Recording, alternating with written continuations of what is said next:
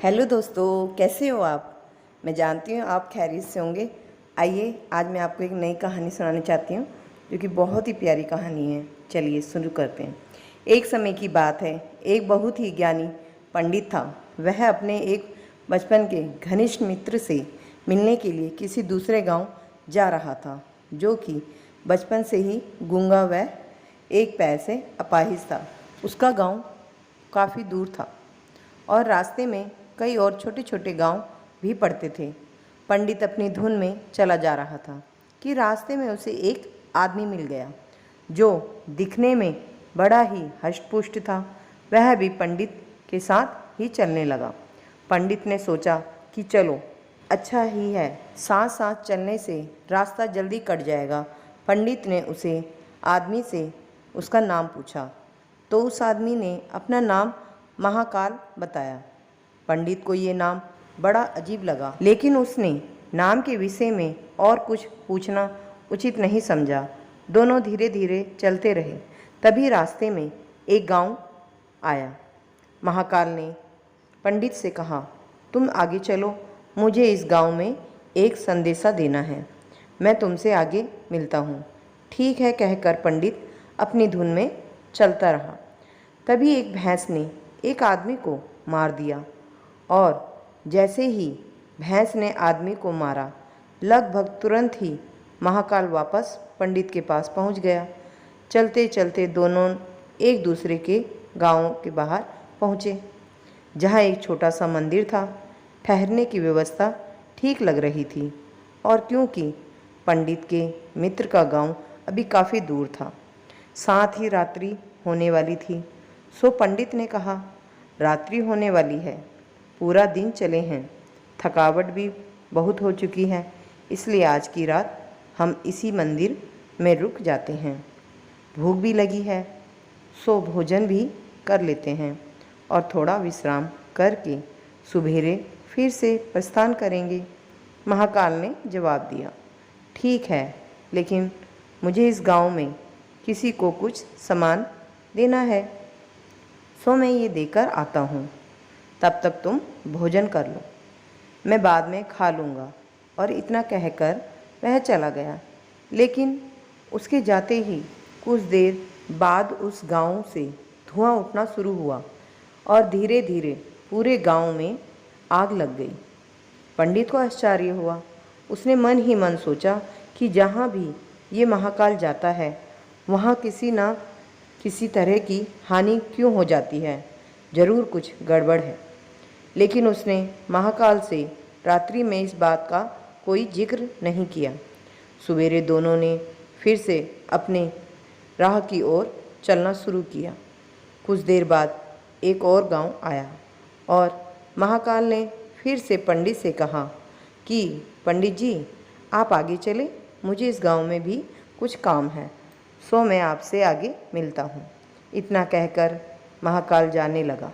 लेकिन इस बार पंडित आगे नहीं बढ़ा, बल्कि तभी लोगों की आवाज़ें सुनाई देने लगी कि एक आदमी को सांप ने डस लिया और उस व्यक्ति की मृत्यु हो गई।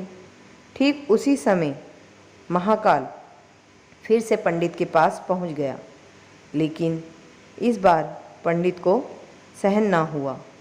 उसने महाकाल से पूछ ही लिया कि तुम जिस गांव में भी जाते हो वहाँ कोई ना कोई नुकसान हो जाता है, क्या तुम मुझे बता सकते हो कि आखिर ऐसा क्यों होता है।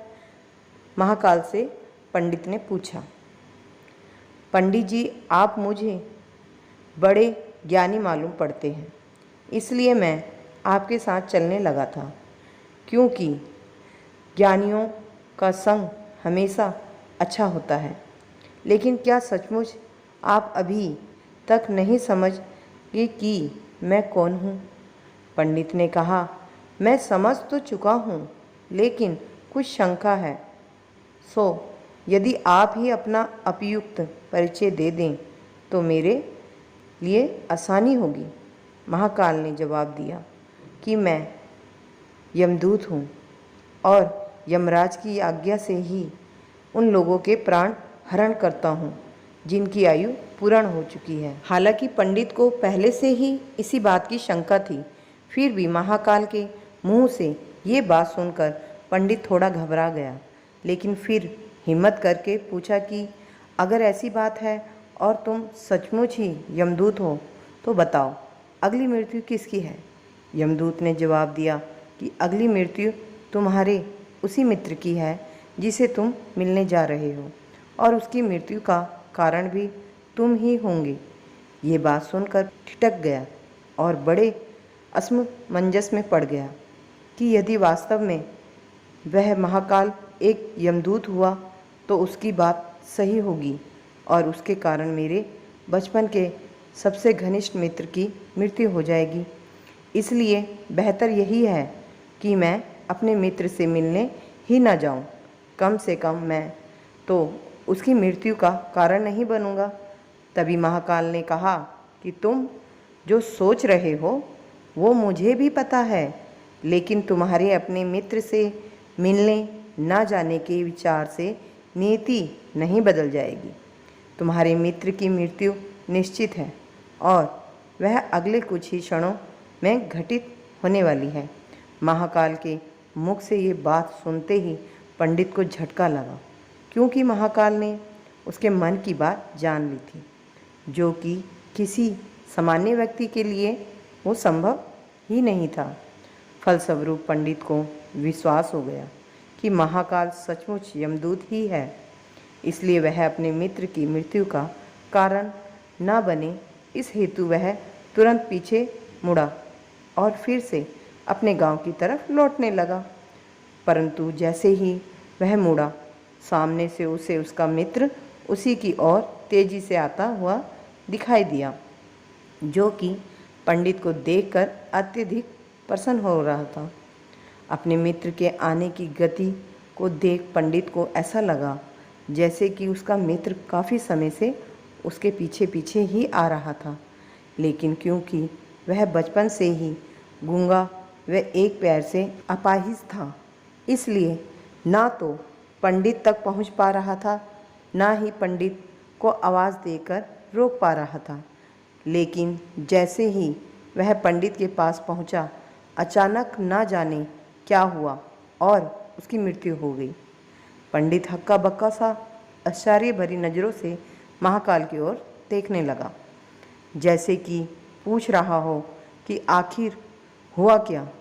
उसके मित्र को महाकाल पंडित के मन की बात समझ गया और बोला, तुम्हारा मित्र पिछले गांव से ही तुम्हारे पीछे पीछे आ रहा था, लेकिन तुम समझ ही नहीं सके कि वह अपाहिज व गूंगा होने की वजह से ही तुम तक नहीं पहुंच सका। उसने अपनी सारी ताकत लगाकर तुम तक पहुंचने की कोशिश की, लेकिन बुढ़ापे में बचपन जैसी शक्ति नहीं होती शरीर में, इसलिए हृदयघात की वजह से तुम्हारे मित्र की मृत्यु हो गई। और उसकी वजह हो तुम, क्योंकि वह तुमसे मिलने हेतु तुम तक पहुंचने के लिए ही अपनी सीमाओं को लांघते हुए तुम्हारे पीछे भाग रहा था। अब पंडित को पूरी तरह से विश्वास हो गया कि महाकाल सचमुच ही यमदूत है और जीवों के प्राण हरण करना ही उसका काम है। चूँकि पंडित एक ज्ञानी व्यक्ति था और जानता था कि मृत्यु पर किसी का कोई बस नहीं चल सकता, वह सभी को एक ना एक दिन मरना ही है, इसलिए उसने जल्दी ही अपने आप को संभाल लिया। लेकिन साहस ही उसके मन में अपनी स्वयं की मृत्यु के बारे में जानने की उत्सुकता हुई, इसलिए उसने महाकाल से पूछा, अगर मृत्यु मेरे मित्र की होनी थी तो तुम शुरू से ही मेरे साथ क्यों चल रहे थे? महाकाल ने जवाब दिया, मैं तो सभी के साथ चलता हूँ और हर क्षण चलता रहता हूँ। केवल लोग मुझे पहचान नहीं पाते, क्योंकि लोगों के पास अपनी समस्याओं के अलावा किसी और व्यक्ति, वस्तु या घटना के संदर्भ में सोचने या उसे देखने समझने का समय ही नहीं है। पंडित ने आगे पूछा, तो क्या तुम बता सकते हो कि मेरी मृत्यु कब और कैसे होगी?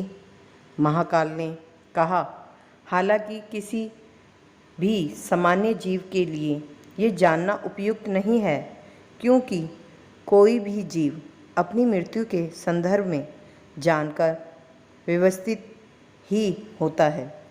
लेकिन तुम ज्ञानी व्यक्ति हो और अपने मित्र की मृत्यु को जितनी आसानी से तुमने स्वीकार कर लिया है, उसे देख मुझे ये लगता है कि तुम अपनी मृत्यु के बारे में जानकर भी विस्मित नहीं होंगे।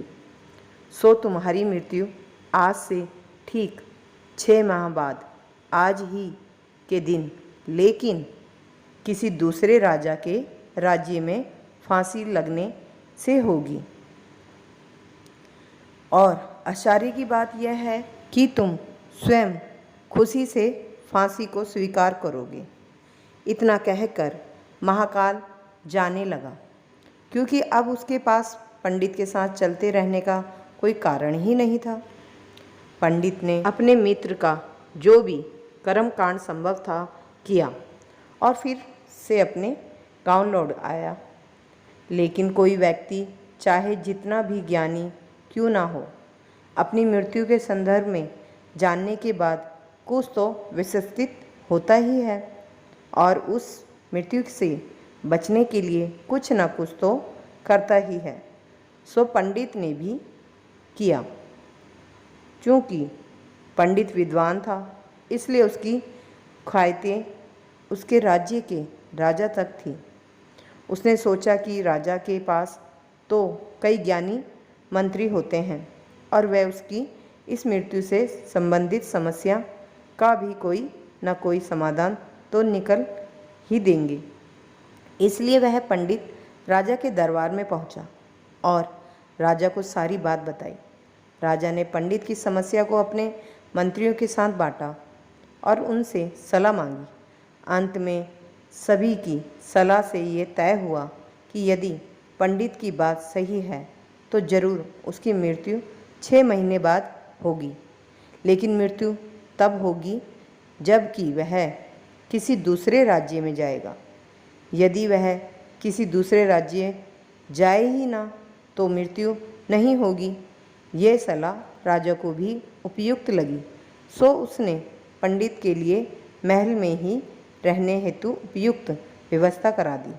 अब राजा की आज्ञा के बिना कोई भी व्यक्ति उस पंडित से नहीं मिल सकता था, लेकिन स्वयं पंडित कहीं भी आ जा सकता था ताकि उसे ये ना लगे कि वह राजा की कैद में है।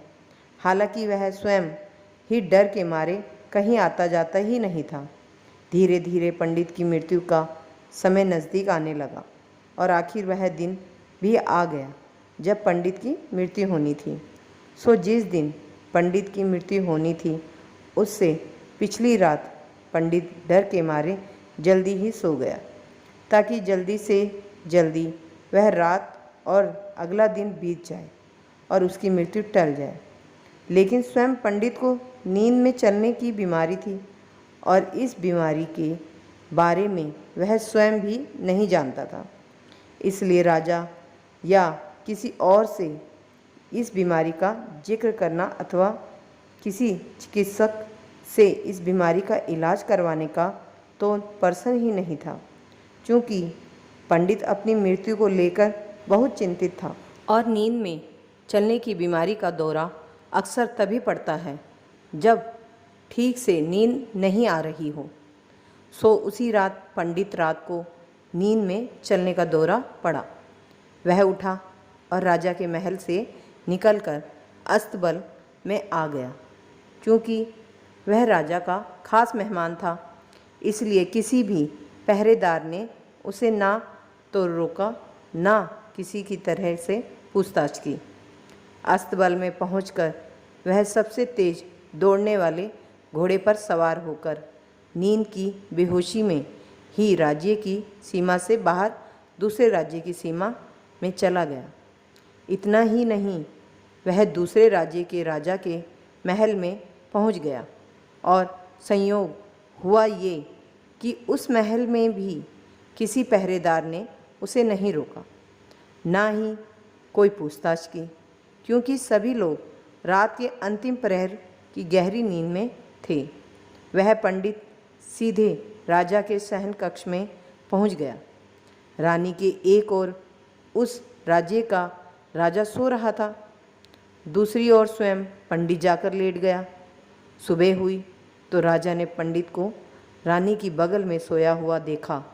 राजा बहुत क्रोधित हुआ। पंडित को गिरफ्तार कर लिया गया। पंडित को तो समझ में ही नहीं आ रहा था कि यह आखिर दूसरे राज्य में और सीधे ही राजा के शयन कक्ष में कैसे पहुंच गया। लेकिन वहां उसकी सुनने वाला कौन था। राजा ने पंडित को राज दरबार में हाजिर करने का हुक्म दिया। कुछ समय बाद राजा का दरबार लगा, जहां राजा ने पंडित को देखा और देखते ही इतना क्रोधित हुआ कि पंडित को फांसी पर चढ़ा दिए जाने का फरमान सुना दिया। फांसी की सज़ा सुनकर पंडित कांप गया। फिर भी हिम्मत कर उसने राजा से कहा कि महाराज, मैं नहीं जानता कि मैं इस राज्य में कैसे पहुंचा। मैं ये भी नहीं जानता कि मैं आपके शयन कक्ष में कैसे आ गया और आपके राज्य के किसी भी पहरेदार ने मुझे रोका क्यों नहीं। लेकिन मैं इतना जानता हूँ कि आज मेरी मृत्यु होनी थी और होने जा रही है। राजा को ये बात थोड़ी अटपटी लगी।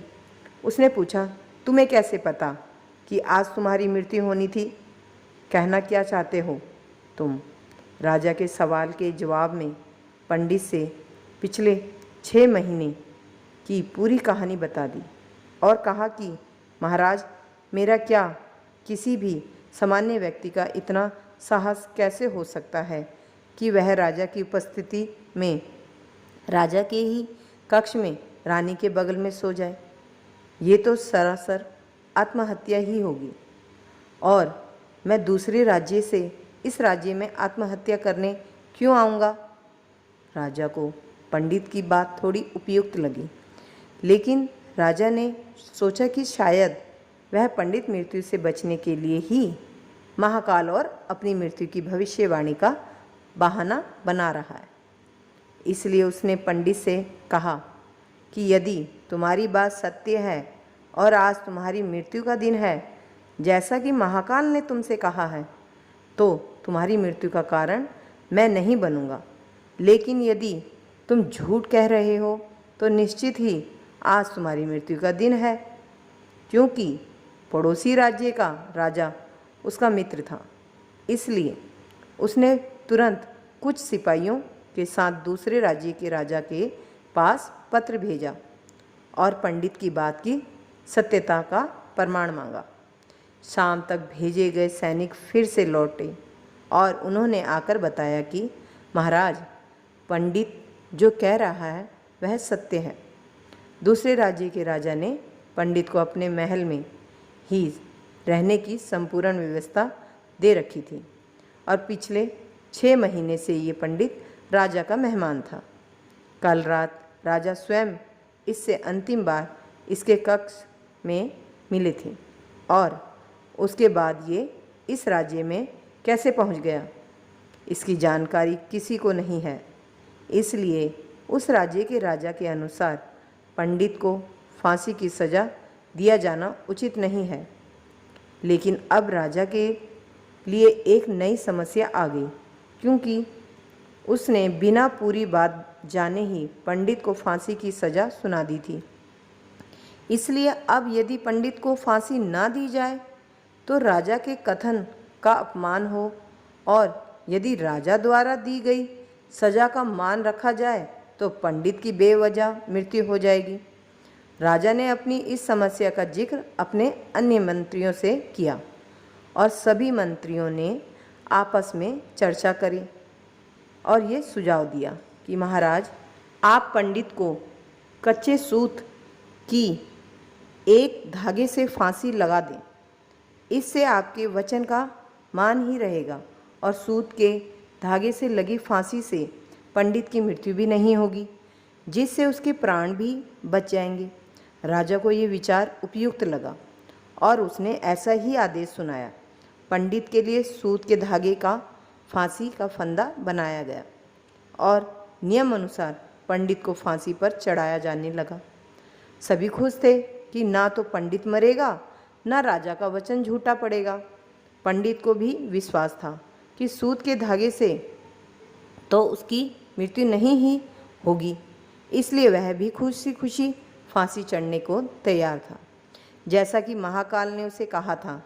लेकिन जैसे ही पंडित को फांसी दी गई, सूत का धागा तो टूट गया, लेकिन टूटने से पहले उसने अपना काम कर दिया। पंडित के गले की नस कट चुकी थी उस सूत के धागे से, और पंडित का जमीन पर पड़ा तड़प रहा था। हर धड़कन के साथ उसके गले से खून की फुहार निकल रही थी, और देखते ही देखते कुछ ही क्षणों में पंडित का शरीर पूरी तरह से शांत हो गया। सभी लोग आश्चर्यचकित हक्के बक्के से पंडित को मरते हुए देखते रहे। किसी को भी विश्वास ही नहीं हो रहा था कि एक कमज़ोर से सूत के धागे से किसी की मृत्यु हो सकती है। लेकिन घटना घट चुकी थी। नीति ने अपना काम कर दिया था। जो होना होता है वह होकर ही रहता है। हम चाहे जितनी सावधानियां बरतें या चाहे जितने उपाय कर लें, लेकिन हर घटना और उस घटना का सारा ताना बाना पहले से निश्चित है, जिसे हम रत्ती भर भी इधर उधर नहीं कर सकते। इसलिए ईश्वर ने हमें भविष्य जानने की क्षमता नहीं दी है, ताकि हम अपने जीवन को ज़्यादा बेहतर तरीके से जी सकें। और यही बात उस पंडित पर भी लागू होती है। यदि पंडित ने महाकाल से अपनी मृत्यु के बारे में ना पूछा होता, तो अगले 6 महीने तक वह राजा के महल में कैद होकर हर रोज़ डर डर कर जीने की बजाय ज़्यादा बेहतर ज़िंदगी जीता।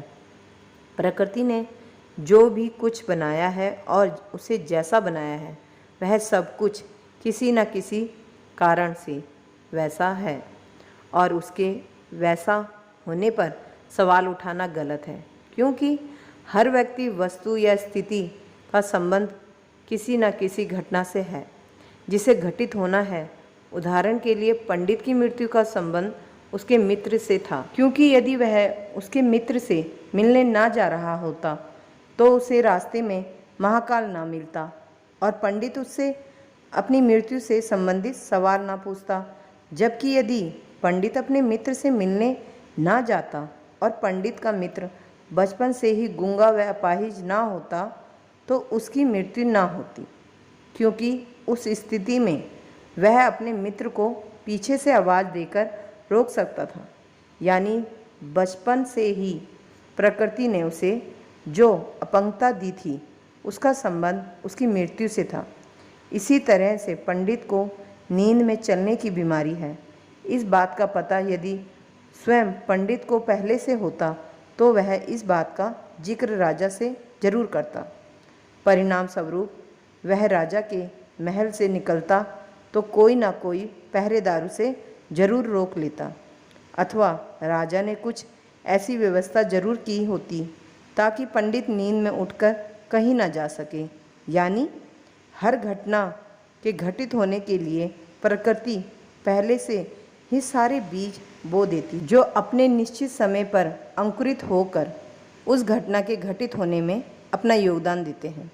इसलिए प्रकृति से लड़ने का कोई मतलब नहीं है, क्योंकि हमें नहीं पता कि किस घटना के घटित होने के लिए कौन कौन से कारण होंगे और उन कारणों से संबंधित बीज कब, कहाँ और कैसे बोए गए हैं, और इसी को हम सरल शब्दों में भाग्य कहते हैं। तो फ्रेंड्स, ये कहानी आपको कैसी लगी? इसको लाइक शेयर ज़रूर करना और कमेंट्स में ज़रूर बताना ये कहानी आपको कैसी लगी।